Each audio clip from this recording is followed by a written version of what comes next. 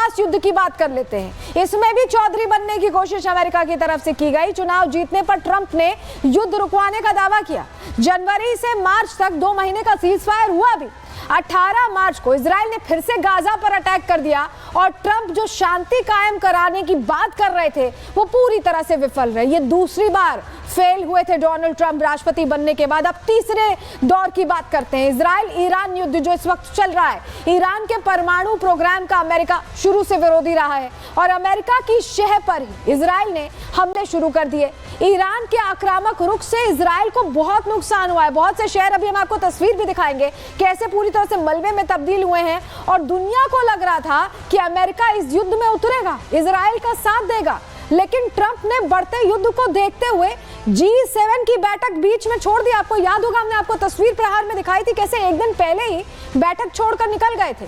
लेकिन युद्ध को लेकर अब तक कोई ठोस फैसला नहीं लिया, जबकि जब G7 से निकले थे तो कहा यह गया था कि हम फैसला लेने वाले। अब बात भारत पाकिस्तान तनाव की भी कर लेते हैं। इसको लेकर भी ट्रंप ने कम से कम 14 बार यह दावा किया कि उन्होंने युद्ध रुकवाया है। पाकिस्तान ने सैन्य कार्रवाई रोकने की अपील की है, भारत सरकार ने बताया, मिनिस्ट्री ऑफ एक्सटर्नल अफेयर्स ने बताया और बाकायदा अभी प्रधानमंत्री की बात भी हुई थी डोनाल्ड ट्रंप से। 35 मिनट बात हुई है कल और इस दौरान डोनाल्ड ट्रंप को सीधे सीधे खरी खरी प्रधानमंत्री ने कह दिया कि आपने तो कुछ किया नहीं, आप ये बार बार क्यों कह रहे हैं। और अब ये सिर्फ हमें कहने की जरूरत नहीं है, पाकिस्तान के जो डिप्टी पीएम है, विदेश मंत्री है इशाक डार, उन्होंने भी माना है कि हमने भारत को फोन किया तो हमें कुछ करना नहीं पड़ा, वो खुद ये मान गए। तो अब आप सोचिए कि ये 4 ऐसे मौके आए हैं जब ट्रंप लगातार फेल हुए हैं और अभी ये जो फेलियर का सिलसिला इसने इजराइल को फंसा दिया, मिडिल ईस्ट में आग लगा दी है। जरा इस बीच बड़ी खबर आ रही है, उसका रुख कर रहे हैं। ईरानी विदेश मंत्री अरागची का बड़ा बयान आ गया है।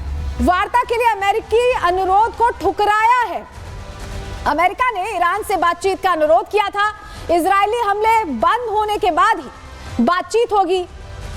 अरागची ये बड़ी बात कह रहे हैं ईरानी विदेश मंत्री, ईरान की मिसाइल क्षमताएं देश की रक्षा के लिए हैं। ये बहुत बड़ी बात कह दी है ईरानी विदेश मंत्री ने। यानी ये जो 2 हफ्ते का समय लिया गया है, इसमें बातचीत की पेशकश अमेरिका की तरफ से कर दी गई। लेकिन अब ये कह रहे हैं ईरानी विदेश मंत्री कि हम बातचीत नहीं करेंगे जब तक इजराइल से अटैक नहीं बंद होगा। जरा अब आपको तस्वीर दिखाते हैं कैसे हाइफा पोर्ट, जो इजराइल का हाइफा पोर्ट है, वो ईरानी मिसाइलों की तबाही का शिकार हुआ। ये देखिए, टॉप एंगल से आपको ये तस्वीर दिखा रहे हैं और ये पूरा शहर आप देखेंगे, पूरा इलाका आप देखेंगे तो आपको ध्वस्त दिखाई देगा। ये हाइफा है और किसी ने नहीं सोचा था कि इजराइल की ये स्थिति हो सकती है, ईरान इतना बड़ा अटैक कर सकता है। शायद इजराइल ने और बाकी दुनिया ने ईरान को हल्के में लिया, लेकिन ऐसा हुआ नहीं। हाइफा में तबाही कैसे मची दिखा रहे, बेरशेवा की तस्वीर भी देख लीजिए। ईरानी हमले से यहाँ भी तबाही मची है, सड़क पर अफरा तफरी का माहौल है, लोग भाग रहे हैं, सेफ हाउस जाने की कोशिश कर रहे हैं, बंकर्स का रुख कर रहे हैं, क्योंकि जो मिसाइल अटैक्स हो रहे हैं इससे भारी नुकसान हो रहा है।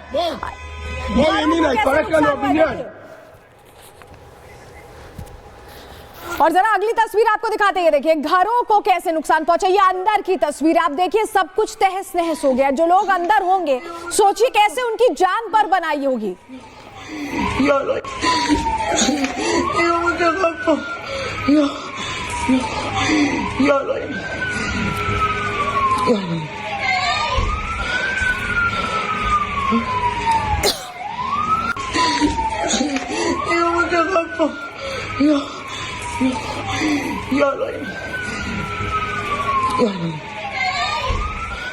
देखिए ऐसा लग रहा है कि ट्रंप ने इजराइल को फंसा दिया। अब जंग किस मुहाने पर है, जरा ये जान लीजिए, जानकारी आपको दे देते हैं। इशाक डार ने ये कहा है, ये हमको आपको जानकारी, हम ये पिछला ग्राफिक्स दिखा रहे हैं, आप हमें दूसरा ग्राफिक्स दिखाइए, इजराइल पर कैसे प्रहार हुआ इसकी जानकारी दीजिए जी।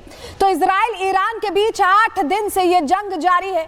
दोनों देश एक दूसरे पर हमले कर रहे हैं, ये हम बता रहे हैं। दोनों देश कैसे अटैक कर रहे हैं ये आप देख रहे हैं, लेकिन अमेरिका की शह पर, जो आप यहाँ पर देख रहे हैं कि नेतन्याहू आगे है, ये अमेरिका की शह पर आगे हुए। दुनिया को लगा कि अमेरिका खुलकर साथ देगा। ट्रंप अभी तक युद्ध में खुलकर नहीं आए हैं और बड़ी बात यह है कि टेबल टॉक की अब ट्रंप बात कर रहे हैं। अभी हमने आपको बताया, बड़ी खबर बताई कि कैसे विदेश मंत्री, ईरानी विदेश मंत्री कह रहे हैं कि इजराइल का अटैक रुकेगा तब हम आगे बढ़ेंगे, तब हम बात करेंगे, नहीं तो हमें बात नहीं करनी। क्या ये 2 हफ्ते इसलिए लिए गए? व्हाइट हाउस की तरफ से जो बयान जारी हुआ है वो और संशय पैदा करता है। ट्रंप 2 हफ्तों के अंदर अपना स्टैंड तय करेंगे, यानी अभी ट्रंप ने तय ही नहीं किया कि वो करेंगे क्या। 14 दिन में तय होगा कि यूएस जंग में शामिल होगा या नहीं। युद्ध में ईरान लगातार आक्रामक हमले कर रहा है, कैसे इजराइल में तबाही मचा रहा है हमने आपको दिखाया। मुख्य शहरों में ये घातक हमले हो रहे हैं, तो क्या इस बीच अमेरिका तमाशा देखेगा या इजराइल की बर्बादी देखेगा? क्या 14 दिन तक इजराइल तबाही झेलता रहेगा? अपनी रक्षा उसे खुद करनी होगी, ये सवाल है। ट्रंप ने जंग में ढकेल कर इजराइल को क्या फंसा दिया है, ये अपने आप में बहुत बड़ा प्रश्न है। इस बीच आपको बताएं कि अमेरिका पहले कह रहा था सरेंडर करें खामनेई, पहले कह रहा था कि हम तुरंत तैयार हैं युद्ध के लिए, अब पूरी तरह से छोड़ दिया इजराइल को। और ऐसे में अब खामनेई ट्वीट करके कह रहे हैं कि वो ये लड़ाई जारी रखने वाले हैं। क्या लिखा है उन्होंने, देखिए, जो ज़ियोनिस्ट आर्मी है उसे हम सजा देंगे और सजा दी जा रही है, ये भी लिखा है खामनेई ने। खामनेई ने बड़ी एक तरह से धमकी दे दी है, या ये कहें कि वार्निंग दे दी है। क्या धमकी दी है खामनेई ने? जरा ये जो ट्वीट हम आपको दिखा रहे हैं, जरा इसको डिकोड करते हैं, आपको बताते हैं। ईरान के सुप्रीम लीडर की वार्निंग सामने आ गई है। उन्होंने कहा है कि ज़ियोनी दुश्मन को सजा दी जा रही है, अगर दुश्मन से डरेंगे तो वो आपको कभी नहीं छोड़ेंगे। इजराइल के खिलाफ ईरान का ये आक्रामक रुख देखा जा रहा है। इजराइल के अस्पताल और स्टॉक एक्सचेंज पर हमला हुआ, हमने कल वो तस्वीर आपको दिखाई थी। अमेरिका ईरान से टेबल टॉक का दबाव बना रहा है। खामनेई के रुख से अब ऐसा बिल्कुल नहीं लग रहा कि वो बातचीत करेंगे। ईरान लगातार मिसाइल अटैक कर रहा है, यानी पूरी तरह से खामनेई ने क्लियर कर दिया है कि जिस तरह की सजा दी जा रही है वो सजा जारी रहने वाली है। इस बीच बड़ी जानकारी मिल रही है, बड़ी जानकारी का रुख कर रहे हैं। ईरान के आंतरिक सुरक्षा मुख्यालय पर अटैक हो गया, ये इस वक्त की बड़ी जानकारी आपको बता रहे हैं। ईरान के आंतरिक सुरक्षा मुख्यालय पर अटैक हो गया है। आईडीएफ ने बमबारी करके तेहरान में इसे तबाह कर दिया है। तो आंतरिक सुरक्षा मुख्यालय पर यह अटैक इजराइल की तरफ से किया गया। आईडीएफ ने बमबारी करके इसे तेहरान में पूरी तरह से चकनाचूर कर दिया है, तबाह कर दिया है। दोनों तरफ से जंगी कार्रवाई चल रही है,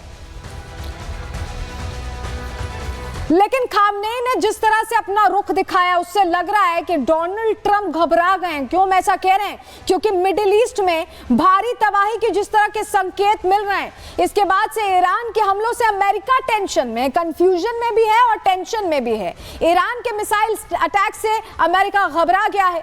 सैन्य अड्डों की सुरक्षा का डर अब अमेरिका को सता रहा है। कतर का जो प्रमुख अमेरिकी एयरबेस था उसे खाली किया जा रहा है। 40 अमेरिकी मिलिट्री एयरक्राफ्ट छिपा दिए गए हैं, बिल्कुल ग्राउंडेड कर दिए गए हैं। अल उदीद एयरबेस पर ये 40 फाइटर जेट्स तैनात थे। सैटेलाइट तस्वीरों में वो पूरा खाली दिख रहा है, जहां पहले तैनाती दिखाई दिया करती थी। 19 जून की सैटेलाइट तस्वीरों में वहां पर सिर्फ 3 फाइटर जेट्स देखे गए। जो 40 हुआ करते थे वो सिर्फ 3 दिखाई दे रहे हैं।